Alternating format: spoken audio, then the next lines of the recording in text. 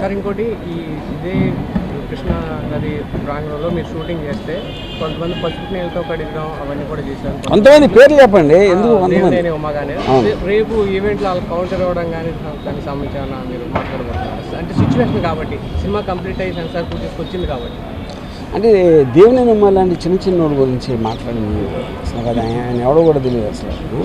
So I think నేను మాట్లాడితే చంద్రబాబు నాయుడు గారు, పవన్ కళ్యాణ్ ఆ రేంజ్లో మాట్లాడతాను, కానీ ఉమా గిమా అందరూ మీరు కిరణ్ గారు మీరు చెప్పండి, అది విజయవాడలో పెట్టడానికి రీజన్ ఏంటండి? స్క్రిప్ట్ అనేది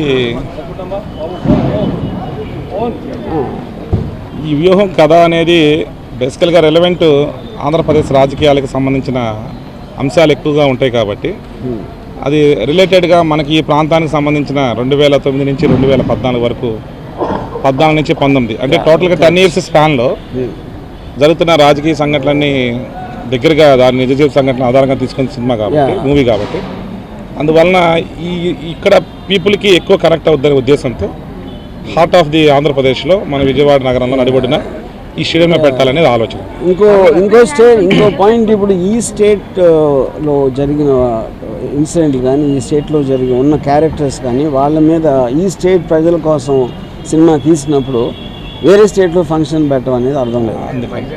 జగన్మోహన్ రెడ్డి పాదయాత్ర కావచ్చు, జగన్ వే ఆఫ్ వర్కింగ్ కావచ్చు, మీరు ఇన్స్పైర్ అని చెప్తున్నారు. అయితే నిన్న యువగళ ముగింపు సభలో పవన్ కళ్యాణ్ మాట్లాడుతూ అది జగన్ది మాటల పాదయాత్ర, లోకేష్ది చేతల పాదయాత్ర, నాకు జగన్ పాదయాత్ర నచ్చలేదంటూ కామెంట్ చేశారు. దానికి ఎలా స్పందిస్తారు? ఇప్పుడు పవన్ కళ్యాణ్ ఏ మీటింగ్లో ఏం మాట్లాడతారో దాని నుంచి అసలు అంటే ఫస్ట్ ఆఫ్ ఆల్ నేను కొన్నిసార్లు తర్వాత నేను వింటాం మానేశాను, ఎందుకంటే నాకే గుర్తురావట్లేదు. అంటే దాని అంత అన్నిసార్లు చేంజ్ చేస్తే చేతల పాదయాత్ర అంటే ఏంటి అర్థం? ఫస్ట్ ఏం చేశాడు ఆయన? మాటి ఎప్పుడు ఎక్స్క్యూజ్ దొరుకుతుందా అని మానేసి వెళ్ళిపోయి ఢిల్లీలో కూర్చుని మళ్ళీ వచ్చి స్టార్ట్ చేసి అలా అది ఎలా అవుతుంది? ఏదో డైలాగ్ చెప్తారు కాబట్టి ఫిలిం స్టార్స్ ఆ డైలాగ్ పార్టీగా వచ్చింది.